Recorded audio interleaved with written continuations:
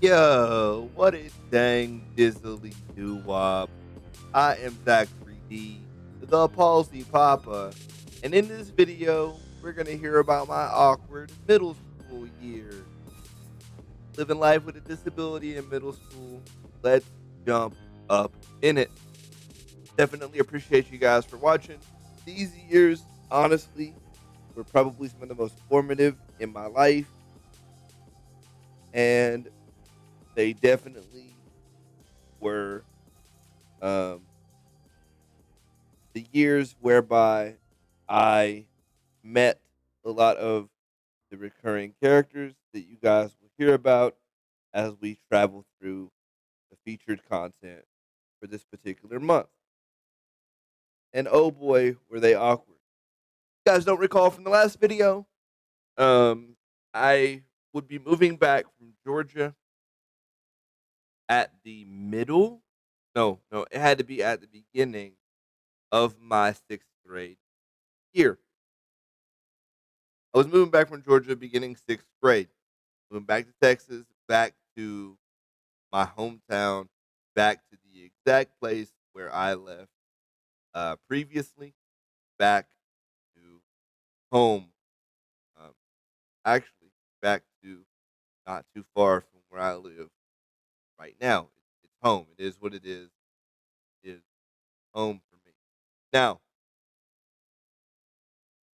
this was an interesting transition because almost immediately when I came back, I became aware of how exactly far behind I was academically. I had talked about in my previous video how I was far behind and I, um, or how I was far ahead compared to what they were learning in Georgia. The inverse was also true when I came back. I was behind. We were learning about standardized testing. And we were actually one of the first things I had to do. I think it was like first or second period, maybe first period. First thing back, I had to um, prep for the Texas State standardized test. There was a little quiz that we did. It was cost practice at the time, and I literally asked, "What's cost? What's that cost, bruh?" And apparently, all these kids had been hearing about this. Like they had been knowing that they were about to go into this, and like they knew that this was coming up, and like nobody was shocked by this. Oh, here you go, no big deal. And so I took the little practice thing, but I was confused because in Georgia, where we weren't even talking about standardized tests. It wasn't even a thing. So this was an important first impression because it sort of let me know that things had changed. The home that I was going back to wasn't necessarily the same, and it was my first inclination. Things were very, very different than when I um, left. And it was also a big switch because this was the first time in my life that I um, had to switch classes from period to period, activity to activity, and subject to subject.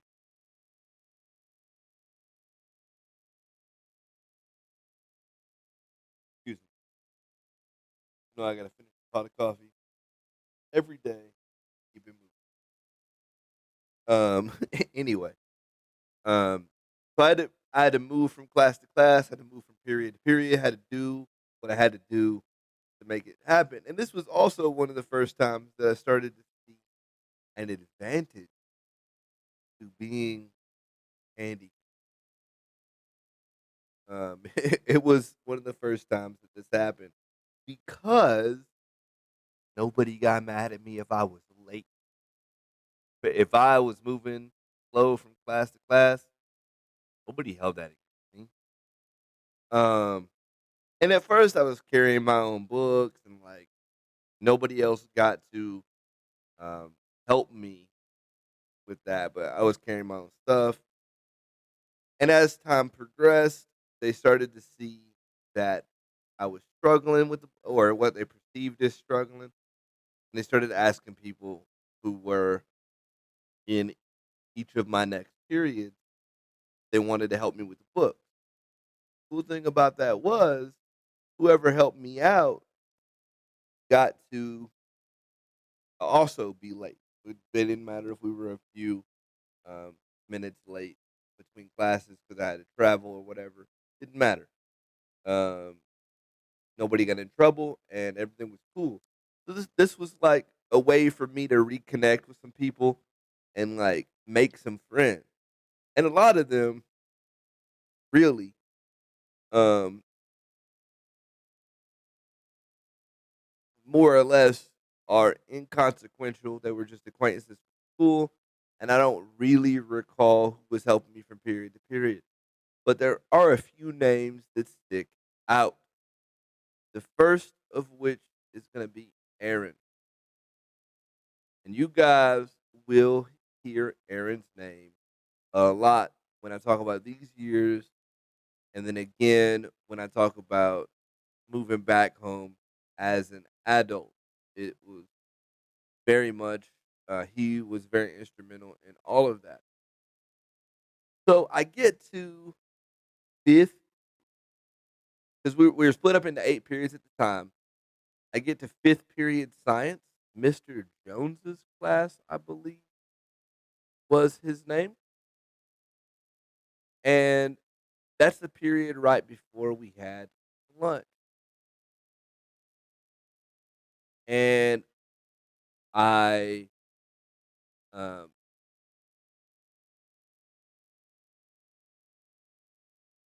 how do I put this?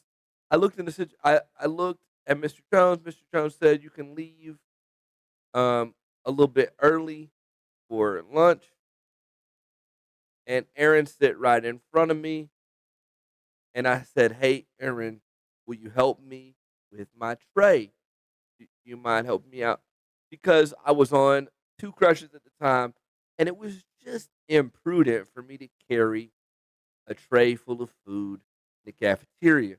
And of course, my boy said, "Yeah, I'm leaving early. Leaving early, go to lunch, get first in lunch line. Bet, got it. I got you, dog. No big."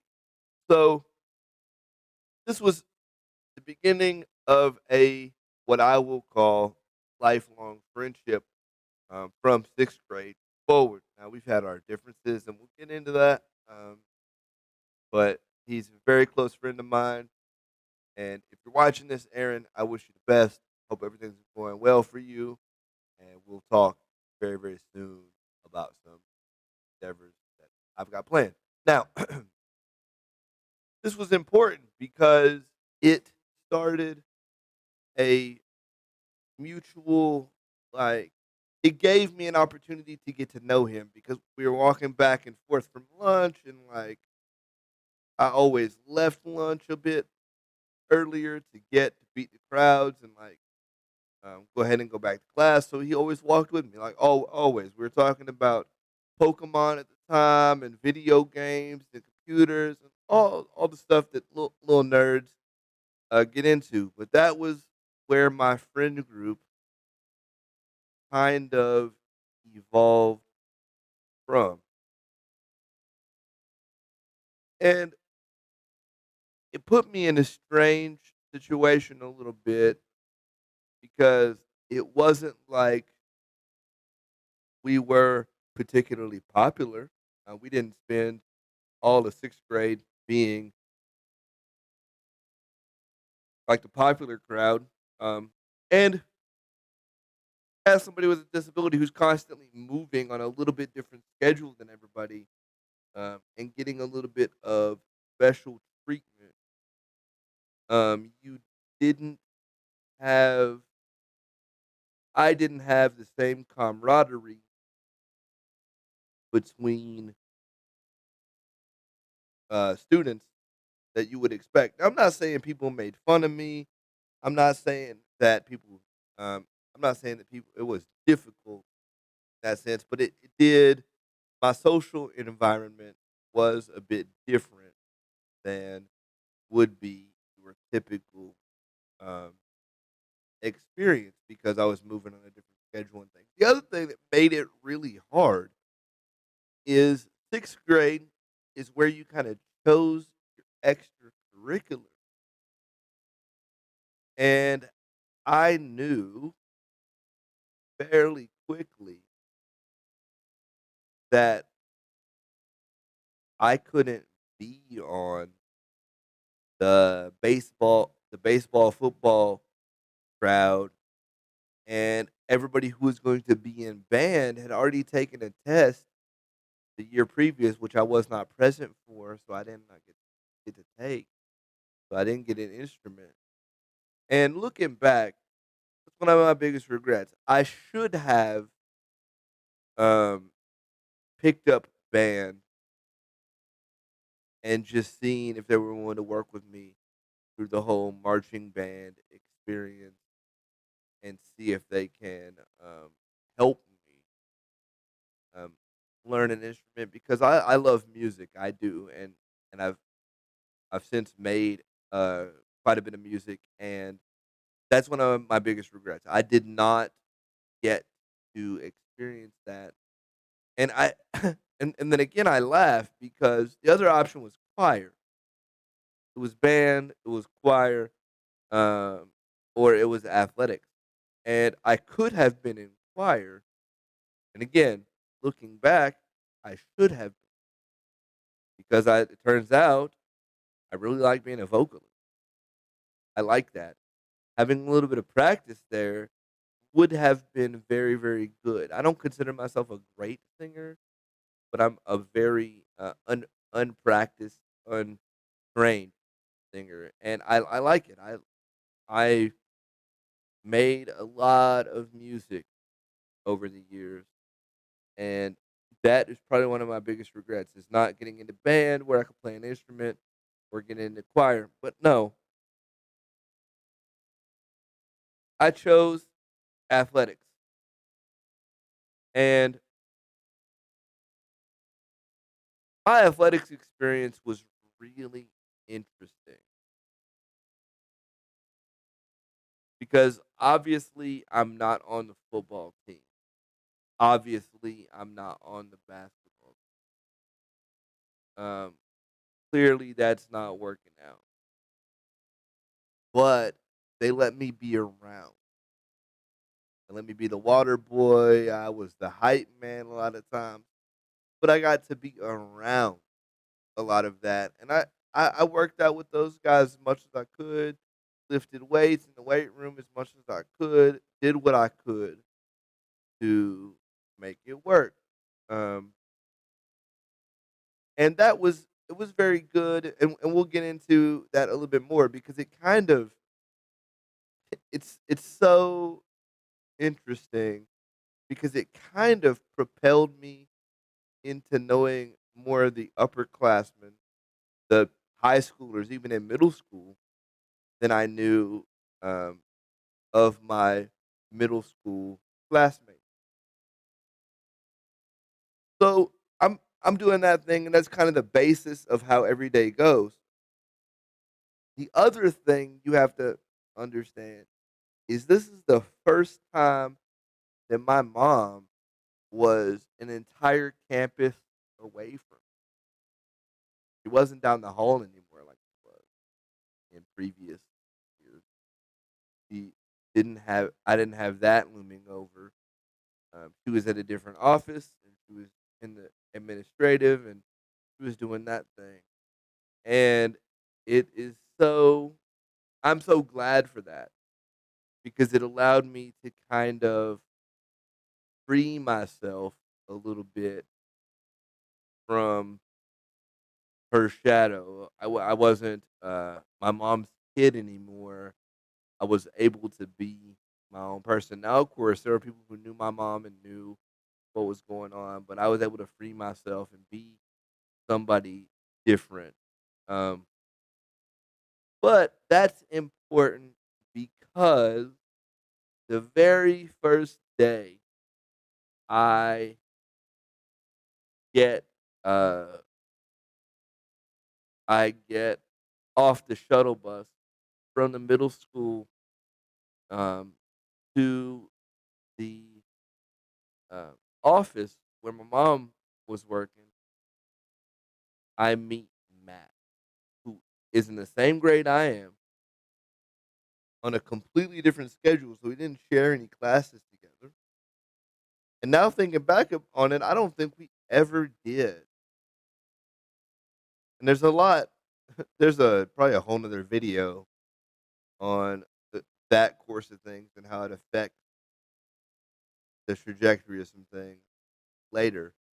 Um, but I meet Matt and we're um, kicking around on Harry Potter.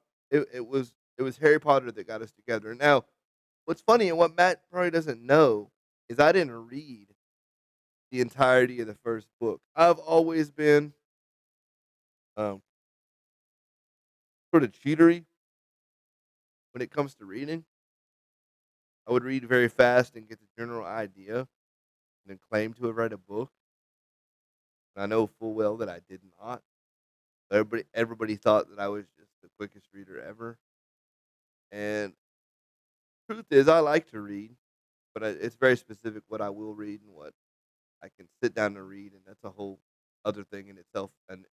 We talked about this a little bit on the live stream yesterday. If you guys want to go back and check out that vid, toward the end, we talk about my inability to finish a thing.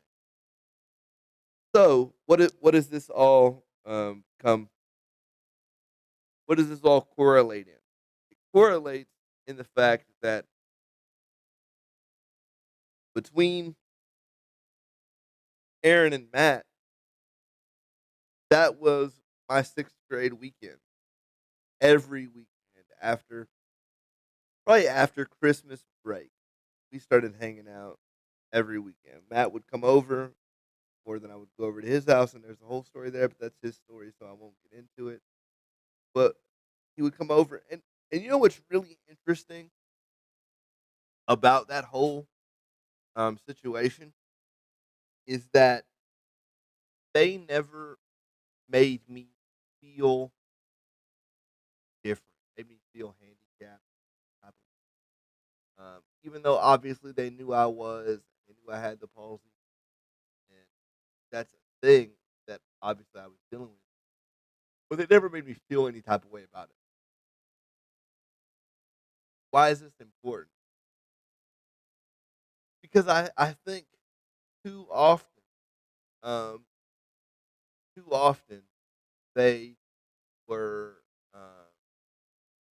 too often kids with disabilities get to feeling like people are around because they felt sorry for them or what have you, and that just wasn't the case with um, Matt or Aaron. This wasn't the case. They were willing to roast me back when I roasted them. They were willing to jab with me back and forth as friends, and like we were able to do a lot of stuff, um, playing games, and it was a lot of video games, honestly, games and movies, and we did a lot of stuff together. And um, at one point, it was basically like um, Matt lived at my house or I lived at Aaron's house, and it was a big, big um, deal. Now, the interesting thing is I never went over to Matt's house, or I very rarely, I think like twice in the course of our friendship, went over to Matt's house for various reasons, and it was always more that I that he would come over to my house, or we would both go over to Aaron's later on. And the interesting thing is it was the opposite kind of with Aaron, and that means I got to know his mom, his brother who was a little bit older, and let me tell you something. I love his family like my own, and I am immensely grateful to them for um, not making it awkward that their son had a handicap. I'm immensely grateful to them for that, and let me tell you, they never really made it a big deal either. Um, I I spent a lot of time that 6th grade year with um, over at Aaron's house with his family, playing on the computer, just eating, just doing little kid things. And like I said, this was a very normal thing. Yes, I had the crutches. Yes, we couldn't do a lot of physical activity. Yes, we were limited on our ability to like go places because we were kids. We always found something fun to do, playing a lot of 64, and it was a good time. But again, we didn't have a lot of interaction outside of me and Aaron, me, Matt, and Aaron. It was us three. So as things start to progress that year, and um, people start to click up, and like groups start to form, it was just always me, Matt, and Aaron. There weren't there were a few like peripheral people, um, but ultimately at the core it was us three. And Matt and Aaron were both in band. Matt and Aaron were both in band. Aaron played the flute. Matt played the sax, um, which is funny which is funny when I think about it, um, because like I said, I didn't share any classes with Matt, but they shared a class together. This is important because it created a sort of bond that never really shared with anybody. Now I know what you're saying. What happened to Casey, who was there throughout your entire elementary school period? Well, at this point, Casey had gone to home, and that was tough. Um, we sort of lost contact because I had to do my thing, he had to do his, and he was dealing with his um, own thing, and I was dealing with mine, and just the general awkwardness of being a teenager or preteen, I guess. Um, and I guess this all sort of culminates in the activity of school dances because I was going to the football games on Fridays because I was in athletics and that was the thing that we did. And I was going out there, I was filling up water bottles, making sure everybody had enough to drink, this, that, and the fourth. I was traveling doing that thing, and it was a lot of my mom even then, but she did everything she could to make my uh, school life as normal as possible. And I made the mistake of believing that because I was near the football field that I was part of it. And it wouldn't be until much later that I realized, oh no, you aren't part of it. And your this is not your thing.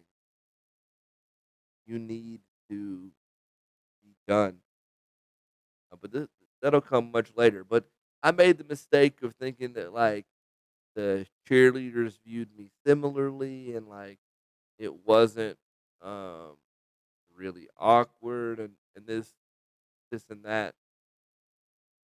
And like I said, this all sort of culminates in school dance. School dances were really, really awkward for your boy. Now, I know what you're saying. They're awkward for everybody. Nobody likes a school dance. Um, nobody, nobody's down for that. Nobody likes that. Not a thing that people enjoy doing. But nonetheless, here I was. Now, I was still the socially outgoing guy. I never uh, really wallflowered real hard at the school dances, and I guess I made a few connections at those with those people who would prefer not to be at the school dance. But um, overall, I would get out there, I would take my crutches, I would do this motion, and I was getting it as best as I could get it during the fast songs. But during the slow songs where everybody was kind of booed up and doing their thing and little middle school crushes and what have you, I was very much um against the wall. And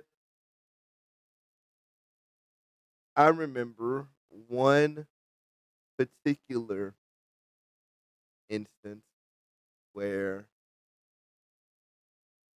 somebody by the name Melissa came up to me and wanted to dance. Now Melissa was a very popular, very smart, um, attractive at the time, a young lady, and I said, "Yeah." It was a little awkward, but the entire time I couldn't help but shake the feeling that she was just doing this to be nice, but not because she wanted to dance with me. And this is again something I think is unique to those persons with disabilities, where I don't think if I was able bodied and a wallflower, um, somebody would have pity danced. I don't find that. I didn't have that experience, so if I'm wrong, you tell me in the comment section I'm wrong. And then absolute pity dances absolutely happen to everybody. But what I can tell you is I could um, feel that he was doing it very, very much to be nice, and I appreciated that. It's hard for me to say how I felt about it. It was nice. I mean, and better, I guess, than not. But it was really awkward. It increased the awkwardness a bit because people started looking and like, oh, doing a little middle school teasing thing, like, oh, you guys, that whole thing, right? They were doing that whole bit, and I knew didn't mean anything. It wasn't like her and I were gonna date or whatever. But as much as you can date in middle school, which is a weird concept in itself, but it increased the awkwardness, honestly. Um, but I made it through that experience and those experiences in the 6th grade, and that kind of sums up for me how 6th grade felt. There were people in the 6th grade that felt like I was mentally retarded. 6th grade, by the way, also the first time I got accused of always being high. I don't know if you guys can tell, but my eyes always hang a little low from the eye surgeries and what have you. They're just never really that open. Look, not really that open. Um, and that kind of creates a situation where people think I'm stoned all the time. Didn't happen so much as an adult, but definitely as a kid, they were 100 billion% convinced I was smoking the reefer, which is funny because I never did. not in school anyway. I never did that. So I didn't even get that. Part of me feels like if I'd been like, yeah, I could have made some friends that way. Now, are those friends I would have wanted? I don't know. But I was never that kid. I was always too afraid of my um, mom and what my stepdad would think, who by this time was in fact a cop. Um, that was always very interesting.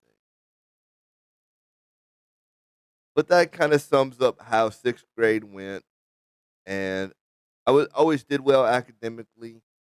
I was okay. Um, those years they went by. That year went by. I had my place. I had friends Matt, my friend Aaron, and that sort of propels us into the next stage of middle school. Now, this particular video has already been going on for 30 minutes, and I don't want to make it an hour and a half long vid. So I'm actually going to make the next featured content video this week, my seventh and eighth grade year experience, and then we'll get into high school the following week as well. So this featured content might go on a little bit longer than I planned, but if you like hearing what it's about, please leave a comment on the video, like the video, subscribe to the channel. Of course, if you want more featured content coming up this week, I am going to release the interview finally with Christine Hughes of Special Olympics North Carolina. And I want to thank you guys for being patient on that while I got the clearance, but I'm going to release that this week. And I wish you guys a Merry Christmas. I will definitely 100% see you guys tomorrow. My name is Zachary D, the Palsy Papa. And as always, don't be tripping, because I'm still crippin'. I'll see you guys.